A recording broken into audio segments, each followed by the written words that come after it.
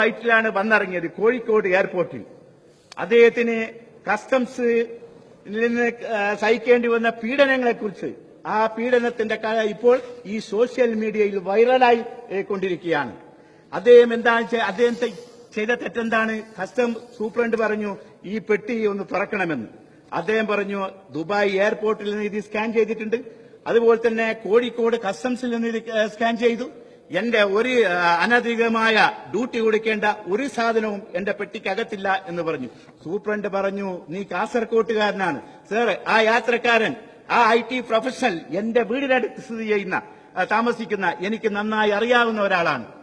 അപ്പോ കാസർകോട്ടുകാർ ഒക്കെ മോശക്കാരാണെന്ന് നിന്നെ വിടാൻ പറ്റില്ല എന്ന് പറഞ്ഞു. ആ യുവാവ് പറഞ്ഞു, ആ ചെറുപ്പക്കാരൻ പറഞ്ഞു എന്റെ കയ്യിൽ അങ്ങനെയുള്ള ഒരു സാധനവും ഇല്ല എന്ന്. അതുകൊണ്ട് ഈ പെട്ടി ഞാൻ തുറക്കാം, പക്ഷേ ഈ പെട്ടി തുറന്നാൽ വീണ്ടും അത് റീപാക്ക് ചെയ്യുമ്പോൾ എന്നെ നിങ്ങൾക്ക് സഹായിക്കേണ്ടി വരുമെന്ന് പറഞ്ഞപ്പോഴാണ് കസ്റ്റംസ് സൂപ്രണ്ട് രോഷാകുലനായത്. മാത്രവുമല്ല, ആ ചെറുപ്പക്കാരന് ഏതോ ഒരു ഇരുട്ടുമുറിയിൽ കൊണ്ടുപോയി ക്രൂരമായി മർദ്ദിക്കുകയും മുഖത്തടിക്കുകയും അങ്ങനെ ആ മുഖത്തുനിന്ന് ചോരലിക്കുകയും ചെയ്ത കഥ നമ്മൾ പത്രത്തിലും സോഷ്യൽ മീഡിയയിലും ഒക്കെ മനസ്സിലാക്കിയതാണ്.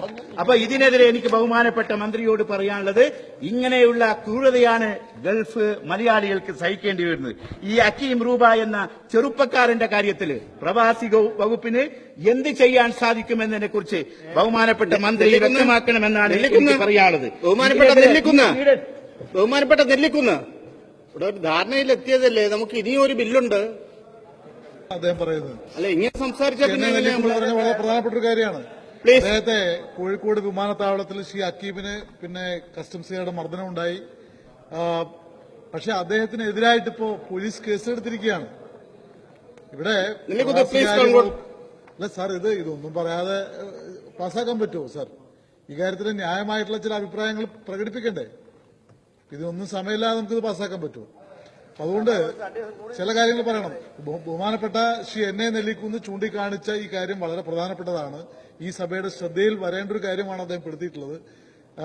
ശ്രീ ഹക്കീമിനെതിരായിട്ട് പോലീസ് കേസെടുത്തു, അദ്ദേഹത്തെ ബുദ്ധിമുട്ടിക്കുകയാണെന്ന കാര്യം അതേക്കുറിച്ച് ബഹുമാനപ്പെട്ട ആഭ്യന്തരമന്ത്രി ഒരു നിലപാട് വ്യക്തമാക്കണം ഞാൻ എനിക്കൊരു കാര്യം പറയാനുണ്ട് സാർ. ഇത് നിയമനിർമ്മാണ സഭയാണ്. ദോശയിടുന്നത് പോലെ ബില്ലുകൾ പാസ്സാക്കുന്നത് ശരിയല്ല. ചർച്ച ചെയ്യാൻ അവസരം കൊടുക്കണം, ഇല്ലെങ്കിൽ വേറെ ദിവസം വെക്കണം.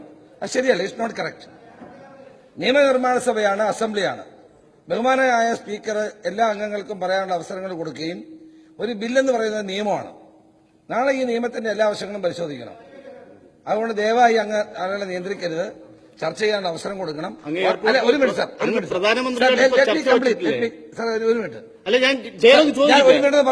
മിനിറ്റ് പറഞ്ഞോട്ടെ സാർ. വല്ലപ്പോഴുമാണ് ഈ ബില്ലുകൾ വരാറുള്ളത്.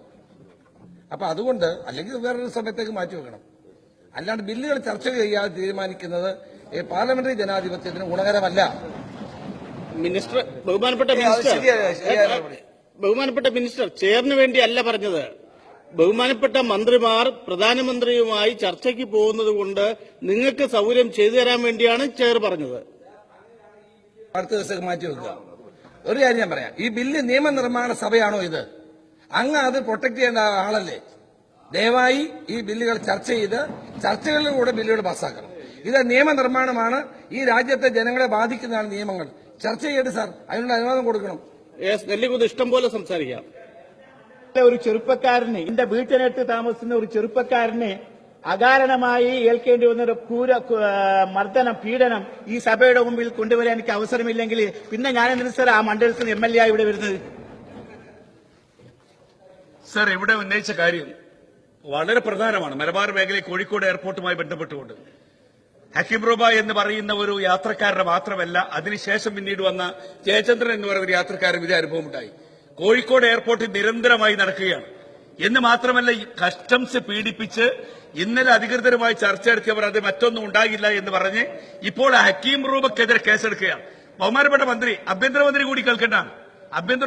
ഹക്കീം റൂബ എന്ന് പറയുന്ന ഈ യാത്രക്കാരനെതിരെ ഇപ്പോൾ കേസെടുക്കുന്നു എന്നാണ് അറിയുന്നത്. ഈ കാര്യം വളരെയേറെ ഗൌരവപൂർവ്വം കാണേണ്ട കാര്യമാണ്. കാരണം എയർപോർട്ടിൽ വന്നിറങ്ങി കസ്റ്റംസുകാർ അകാരണമായി മർദ്ദിച്ചു. അതുമായി ബന്ധപ്പെട്ട് കസ്റ്റംസുകാർ തന്നെ അവരെ മർദ്ദിച്ചതിനെ കുറിച്ച് അന്വേഷിക്കാൻ ഉത്തരവിട്ടു. ആ ഉത്തരവിട്ടതിനോടൊപ്പം തന്നെ ആ യാത്രക്കാരനെതിരെ കേസെടുത്ത ഒരു സംഭവം കൂടി ഉണ്ടായിരിക്കുകയാണ്. ബഹുമാനപ്പെട്ട ആഭ്യന്തരമന്ത്രി ആ കാര്യത്തെക്കുറിച്ച് ഒരു പ്രതികരണം വേണം എന്ന് ആവശ്യപ്പെടുകയാണ്. പെട്ടു, അത് അന്വേഷിക്കാനായിട്ട് ചുമതലപ്പെടുത്തിയിട്ടുണ്ട്. ഞാൻ ബഹുമാനപ്പെട്ട മെമ്പറെ അത് അറിയിക്കുന്നതാണ്. എനിക്ക് പറയാനുള്ളത് തന്നെ ഹക്കീമിന് എല്ലാവിധ നിയമസഹായവും നമ്മുടെ ആഭ്യന്തരമന്ത്രിയും പ്രവാസി വകുപ്പ് മന്ത്രിയും നൽകണമെന്നാണ് എനിക്ക് ആ കാര്യത്തിൽ പറയാനുള്ളത്. അതുപോലെ തന്നെ ഇങ്ങനെയുള്ള പീഡനങ്ങൾ, ക്രൂരതകളൊക്കെ ഒഴിവാക്കാൻ മംഗലാപുരം, കരിപ്പൂർ, നെടുമ്പാശ്ശേരി, തിരുവനന്തപുരം വിമാനത്താവളങ്ങളിൽ പ്രവാസി വകുപ്പിന്റെ കീഴിൽ ഹെൽപ്പ് ഡെസ്ക് സ്ഥാപിക്കണമെന്ന നിർദ്ദേശം എനിക്ക് ഈ സഭയുടെ മുമ്പിൽ വെക്കാനുണ്ട്. അതുപോലെ തന്നെ 1 മാസത്തെ അവധിക്ക് നാട്ടിൽ വരുന്നവരാണ് നമ്മുടെ സഹോദരന്മാർ. ആ 1 മാസത്തിനുള്ളിൽ 30 ദിവസത്തിനുള്ളിൽ അവർക്ക് ഒരുപാട് കാര്യങ്ങൾ ചെയ്തു തീർക്കേണ്ടതുണ്ട്. പുതിയതായി വീട് വെക്കണം, അതുപോലെ തന്നെ മക്കളെ സ്കൂളിൽ ചേർക്കണം. അപ്പോ എനിക്ക് ഇതിനൊന്നും സമയം കിട്ടുകയില്ല. അവർക്ക് ഈ ചെറിയൊരു കാര്യം ചെയ്യുന്നതിന് വേണ്ടി പല ഓഫീസുകളിലും കയറി ചെല്ലേണ്ടതുണ്ട്. ഒരുപക്ഷെ ഒരു വീട് വെക്കാൻ പെർമിഷന് വേണ്ടി ഒരു 10 ഓഫീസുകളിൽ ഈ ഗൾഫ് മലയാളികൾക്ക് കയറി ഇറങ്ങണം. പക്ഷെ അവരെ സംബന്ധിച്ചിടത്തോളം അതിന് സമയം കിട്ടുകയില്ല. അതുകൊണ്ട് അവർക്ക് വേണ്ടി ഒരു ഏകജാലക സംവിധാനം ഏർപ്പെടുത്തണമെന്നാണ് എനിക്ക് പറയാനുള്ളത്. ഗൾഫ് മലയാളികൾക്ക് വേണ്ടി ഒരു ഏകജാലക സംവിധാനം ഏർപ്പെടുത്തണമെന്നാണ് എനിക്ക് പറയാനുള്ളത്. അതുപോലെ തന്നെ നമ്മൾ പലപ്പോഴായി പരിതപിക്കുന്ന, സങ്കടപ്പെടുന്ന ഒരു കാര്യമാണ് ഈ പീക്ക് ടൈമിൽ ഈ ടിക്കറ്റ് ചാർജിന്റെ വർധന. അതായത് ഗൾഫ് നാടുകളിൽ സ്കൂള് അടക്കുമ്പോൾ അവിടെ നിന്ന് കുടുംബസമേതം നാട്ടിലേക്ക് വരുന്ന സഹോദരന്മാർക്ക് ഉണ്ടാകുന്ന ബുദ്ധിമുട്ട്, ടിക്കറ്റ് ചാർജ് എത്രയോ ഇരട്ടി വർദ്ധിപ്പിക്കും. നമ്മുടെ കേന്ദ്ര സർക്കാരിന് കത്തെഴുതി, അതുപോലെ തന്നെ എയർലൈൻസിന് കത്തെഴുതി. ഈ ഗൾഫിലെ യാത്രക്കാരോട് മാത്രമല്ല സർ, ഇപ്പോൾ ഈ ചെന്നൈയിൽ പ്രളയ ദുരന്തമുണ്ടായപ്പോൾ ആ കാലത്ത് പോലും വിമാന കമ്പനികൾ യാത്രക്കാരിൽ നിന്നും അമിതമായി ചാർജ് ഈടാക്കി ജനങ്ങളെ കൊള്ളയടിക്കുന്ന കാര്യം ബഹുമാനപ്പെട്ട മെമ്പറുടെ ശ്രദ്ധയിൽപ്പെടുത്തിയിട്ടുണ്ടോ? അതുകൂടി ഗവൺമെന്റിന്റെ പരിഗണനയ്ക്ക് വരേണ്ടതല്ലേ എന്ന് അത് താങ്കൾക്ക്? മലയാളികളുടെ കഷ്ടപ്പാട് ചൂഷണം ചെയ്യുന്ന പല ആളുകളുമുണ്ട്. അതിൽ ഏറ്റവും കൂടുതൽ ചൂഷണം ചെയ്യുന്നത് ഈ എയർലൈൻസ് ആണ്. അപ്പൊ അതിനവർ നൽകുന്ന മറുപടി, പലപ്പോഴും അവർ നൽകുന്ന മറുപടി ഈ സാധാരണ ഈ സമയത്താണ്, ഈ പീക്ക് ടൈമിലാണ് സാധാരണ ഞങ്ങൾക്ക് ടിക്കറ്റ് വർദ്ധിപ്പിച്ചാൽ ഞങ്ങൾക്ക് അതിന് മുതലാവുകയുള്ളൂ എന്നാണ് പറയുന്നത്. അല്ലാത്ത സമയത്ത് ഞങ്ങൾക്ക് ആളെ കിട്ടുന്നില്ല എന്നാണ്. അതിന് തീർച്ചയായും ബഹുമാനപ്പെട്ട മന്ത്രിക്ക് ചെയ്യാനുള്ള ഒരു കാര്യം, ഈ എയർലൈൻസിനോട് പറയണം, ആളില്ലാത്ത സമയത്ത് കൂടുതൽ സർവീസ് നടത്താൻ പാടില്ല എന്ന് എയർലൈൻസിന് ഒരു നിർദ്ദേശം സർക്കാർ നൽകണമെന്നാണ് എനിക്ക് പറയാനുള്ളത്. അപ്പോൾ ആളില്ലാത്ത സമയത്ത് കൂടുതൽ സർവീസ് നടത്തുമ്പോൾ ഉണ്ടാകുന്ന നഷ്ടം ഈ പീക്ക് ടൈമിൽ ഈ മലയാളികളെ ചൂഷണം ചെയ്തുകൊണ്ട് ഈടാക്കുന്നു എന്നതാണ് നമ്മൾ ശ്രദ്ധിക്കേണ്ട ഒരു കാര്യം. അതുപോലെ തന്നെ എയർ ഇന്ത്യയോട് ബഡ്ജറ്റ് സർവീസ് ഈ പീക്ക് ടൈമിൽ നടത്താനുള്ള ഒരു നിർദ്ദേശം കൂടി നൽകണം. മറ്റൊന്ന് എനിക്ക് പറയാനുള്ളത്, പാസ്പോർട്ട് സേവാ കേന്ദ്രം. ചില ജില്ലകളിൽ 1ൽ കൂടുതൽ പാസ്പോർട്ട് സേവാ കേന്ദ്രങ്ങളുണ്ട്. കാസർഗോഡ് ജില്ലയിൽ ഏറ്റവും കൂടുതൽ ഗൾഫ് മലയാളികൾ അധിവസിക്കുന്ന ജില്ല. ആ ജില്ലയിൽ ഒരു പാസ്പോർട്ട് സേവാ കേന്ദ്രവും ഇല്ല. അത് ബഹുമാനപ്പെട്ട മന്ത്രിയുടെ ശ്രദ്ധയിൽപ്പെടുത്തുവാൻ ആഗ്രഹിക്കുകയാണ്.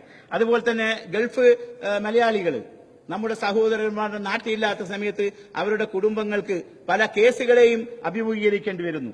അവർക്ക് നിയമസഹായം നൽകാൻ ആളില്ല. അതുകൊണ്ട് ഈ പോലീസ് സ്റ്റേഷനുകളിലൊക്കെ ഈ ഗൾഫ് മലയാളികൾക്ക് വേണ്ടി ഒരു പ്രത്യേക സംവിധാനം ഏർപ്പെടുത്തണമെന്ന് ഞാൻ ഒരു നിർദ്ദേശം കൂടി വെക്കുകയാണ്. അതുപോലെ തന്നെ Norka department project four return emigrants, തിരികെ എത്തിയ പ്രവാസികൾക്കുള്ള നോർക്ക വകുപ്പിന്റെ പദ്ധതിയാണ്. ഏറ്റവും ശ്ലാഘനീയമായ പദ്ധതിയാണ് ഇത് എന്ന കാര്യത്തിൽ യാതൊരു സംശയമില്ല.